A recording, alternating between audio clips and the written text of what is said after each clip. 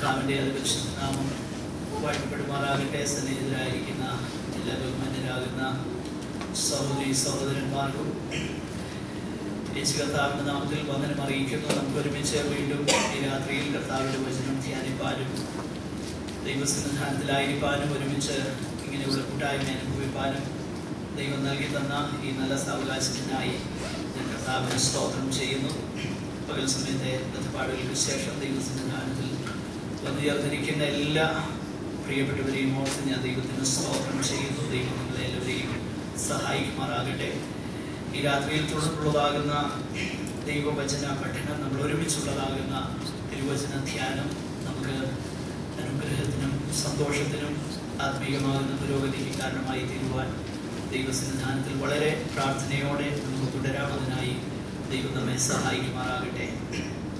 കഴിഞ്ഞ ദിവസങ്ങളിൽ ചില ആഴ്ചകളായിട്ട് വിശുദ്ധ അപ്പോസ്തലനാകുന്ന പൗലോസ് റോമിലുള്ളതാകുന്ന വിശുദ്ധന്മാർക്ക് എഴുതിയതാകുന്ന ലേഖനമാണ് നമ്മൾ പഠിപ്പാനായിട്ട് പരിശ്രമിച്ചുകൊണ്ടിരിക്കുന്നത്. അതിൻ്റെ പ്രാരംഭ വാക്യങ്ങൾ നമ്മൾ ശ്രദ്ധിക്കുകയുണ്ടായി. ഒന്നാമത്തെ അധ്യായത്തിൽ നിന്നും ചില കാര്യങ്ങൾ ചിന്തിച്ചു. കഴിഞ്ഞ ആഴ്ചയിൽ നമ്മൾ പഠിപ്പാനായിട്ട് ആരംഭിച്ചത് അതിൻ്റെ ഒന്നാം അധ്യായം 18 മുതലുള്ളതാകുന്ന വേദഭാഗത്തെ ആസ്പദമാക്കിയാണ് നമുക്ക് ചിന്തിപ്പാൻ കഴിഞ്ഞത്. കഴിഞ്ഞ ആഴ്ചയിൽ പറഞ്ഞ എല്ലാ കാര്യങ്ങളും ആവർത്തിപ്പാനുള്ള സമയം നമുക്കില്ല. പല പ്രിയപ്പെട്ടവർ പുതുതായിട്ടുണ്ടെന്ന് എനിക്കറിയാമെങ്കിലും അതിനുള്ള സമയമില്ലാത്തത് കൊണ്ട് അതിലേക്ക് ഞാൻ പ്രവേശിക്കുന്നില്ല. എന്നാൽ അത്യാവശ്യമായിട്ട് 1-2 കാര്യങ്ങൾ നമ്മൾ തുടർന്ന് പറയുന്നത് മനസ്സിലാകാൻ വേണ്ടി പറയേണ്ടത് ആവശ്യമായതുകൊണ്ട് അത് മാത്രം പറഞ്ഞ് മുൻപോട്ട് പോകുവാനായിട്ട് ഞാൻ ആഗ്രഹിക്കുകയാണ്. ഈ ഒന്നാം അധ്യായം 18 മുതൽ 3:20 വരെയുള്ളതാകുന്ന വേദഭാഗം പൗലോസ് എന്തുകൊണ്ട് സുവിശേഷം മനുഷ്യർക്ക് ആവശ്യമായിരിക്കുന്നു, എല്ലാവർക്കും, യഹൂദന്മാർക്കും യവനന്മാർക്കും അങ്ങനെ സകലർക്കും സുവിശേഷത്തിന്റെ ആവശ്യകത എന്താ എന്നുള്ള വിഷയമാണ് പൗലോസ് ഈ വേദഭാഗത്ത് വിശദീകരിക്കുന്നത്. Why the gospel is necessary for everybody, whether he is a Jew or a Gentile. ആ വിഷയത്തെക്കുറിച്ചാണ് ഈ വേദഭാഗത്ത് നമ്മൾ കാണുന്നത്. നമ്മൾ കഴിഞ്ഞ ആഴ്ചയിൽ അതിൻ്റെ പ്രധാനപ്പെട്ട അതിൻ്റെ ലിങ്കിനെ കുറിച്ച് നമ്മൾ ശ്രദ്ധിച്ചു. ആ കാര്യമൊന്നും ആവർത്തിപ്പാനൊന്നും നമുക്ക് സമയമില്ല. കഴിഞ്ഞ ആഴ്ചയിൽ നമ്മൾ പ്രധാനമായിട്ട് ചിന്തിച്ചത് അനീതി കൊണ്ട് സത്യത്തെ തടുക്കുന്ന മനുഷ്യരുടെ സകല അഭക്തിക്കും അനീതിക്കും നേരെ ദൈവത്തിന്റെ കോപം സ്വർഗത്തിൽ നിന്ന് വെളിപ്പെടും. ദൈവകോപത്തെ കുറിച്ചുള്ളതാകുന്ന പൗലോസിന്റെ ആ വീക്ഷണം വിശേഷിച്ച് റോമാലേഖനത്തോടുള്ള ബന്ധത്തിൽ നമ്മൾ കഴിഞ്ഞ ആഴ്ചയിൽ അല്പമായിട്ട് ചിന്തിക്കുകയുണ്ടായി. ഞാൻ പ്രത്യേകമായിട്ട് ഓർപ്പിക്കാൻ ഉദ്ദേശിക്കുന്നതാകുന്ന ഒരു കാര്യം, കഴിഞ്ഞ ആഴ്ചയിൽ ഞാനത് വിശദീകരിച്ചു. ദൈവകോപം എന്ന് പറഞ്ഞാൽ ആദ്യം നമുക്ക് മനസ്സിലേക്ക് ഓടി വരുന്നത് ഒരു വലിയ ഭൂകമ്പം ഉണ്ടാകുകയോ കൊടുങ്കാറ്റടിക്കുകയോ അല്ലെങ്കിൽ അങ്ങനെയുള്ളതാകുന്ന കാര്യങ്ങൾ സംഭവിക്കുമ്പം അത് ദൈവകോപം ആണെന്ന് പൊതുവെ പറയാറുണ്ട്. ചില വർഷങ്ങൾക്ക് മുൻപ് ഒറീസയിൽ വലിയ കൊടുങ്കാറ്റടിച്ചു, ഒത്തിരി പേര് മരിച്ചുപോയി. അപ്പോൾ അതിനെക്കുറിച്ച് പലരും അഭിപ്രായപ്പെട്ടത് ഇങ്ങനെയാണ്: അതിന്റെ തലേ വർഷമാണ് ഗ്രഹാം സ്റ്റെയിൻസിനെ അവിടെ ചുട്ടുകൊന്നത്. അതിന് പകരമായിട്ടുള്ള ദൈവത്തിന്റെ ഒരു ശിക്ഷയായിട്ട് പലരും അതിനെ വ്യാഖ്യാനിക്കുകയും അതിനെ പല സ്റ്റേജുകളിൽ ഇന്ത്യയിൽ വിളിച്ചു പറയുകയൊക്കെ ചെയ്യുന്നത് കേൾപ്പാൻ തക്കവണ്ണം ഇടയായിത്തീർന്നു. ഞാൻ പറയുന്നത് ദൈവം അങ്ങനെ ചെയ്യുകയല്ലെന്നല്ല. നിശ്ചയമായിട്ടും ദൈവം ചില സന്ദർഭങ്ങളിൽ തന്റെ കോപത്തിന്റെ എക്സ്പ്രസ് ആയിട്ടുള്ള പ്രദർശനം ചെയ്തു എന്ന് വരാം.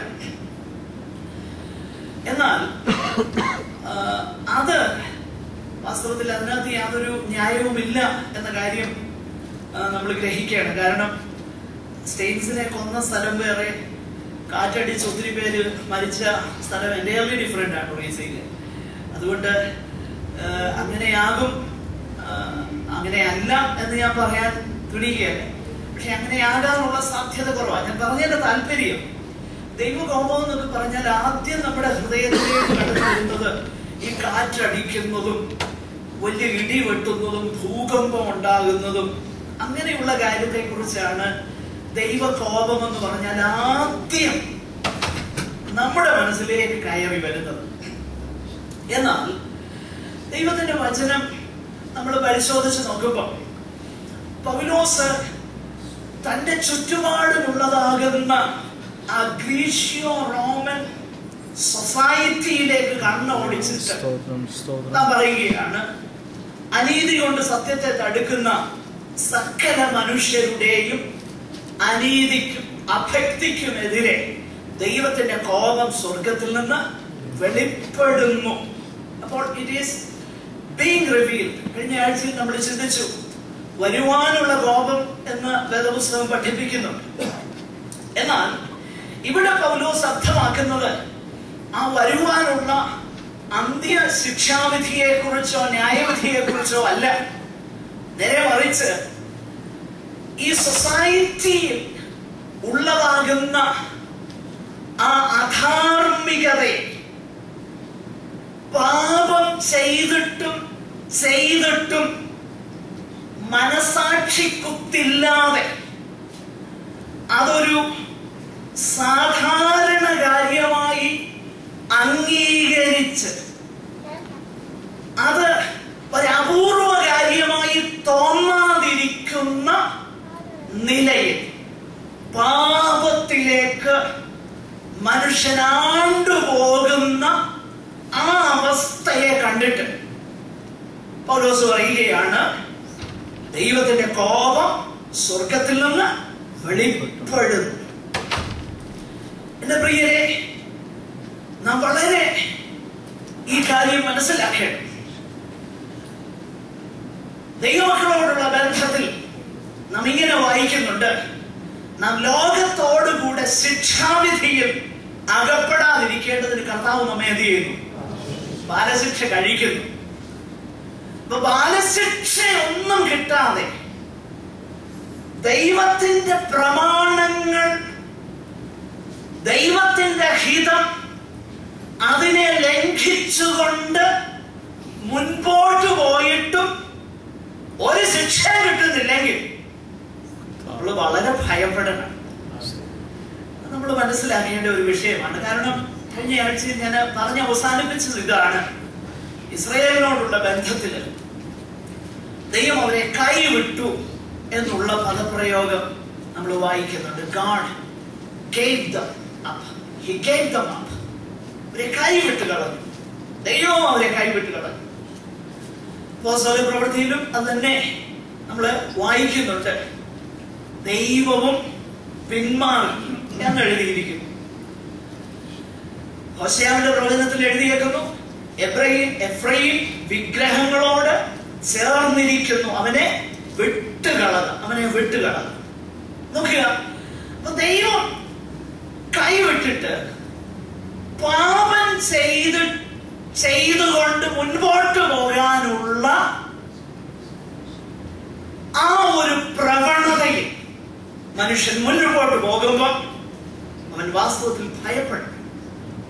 ഞാനൊരു വാക്യം നിങ്ങളെ ഒന്ന് ചൂണ്ടിക്കാണിക്കാനായിട്ട് ആഗ്രഹിക്കാം. മലയാള വേദപുസ്തകത്തിൽ അത് അത്ര ക്ലിയർ അല്ല, എങ്കിലും അതൊന്ന് ചൂണ്ടിക്കാണിക്കാനായിട്ട് ഞാൻ ആഗ്രഹിക്കുകയാണ്. അത് പറഞ്ഞ് നമുക്ക് മുൻപോട്ട് പോകാം. സദൃശ്യവാക്യങ്ങൾ 22-ാം അധ്യായം അതിന്റെ 14-ാമത്തെ വാക്യം. ഇംഗ്ലീഷ് വേദപുസ്തകം കൈവശമുള്ളവരും, വിശേഷിച്ച് NIV ന്യൂ ഇന്റർനാഷണൽ വെർഷൻ കയ്യിലുള്ളവര്, മലയാളത്തിൽ ആരെങ്കിലും ഒന്ന് വായിച്ചിട്ട് ന്യൂ ഇന്റർനാഷണൽ വെർഷൻ കൈവശമുള്ളവർ ആരെങ്കിലും ഒരാളൊന്ന് വായിക്കും.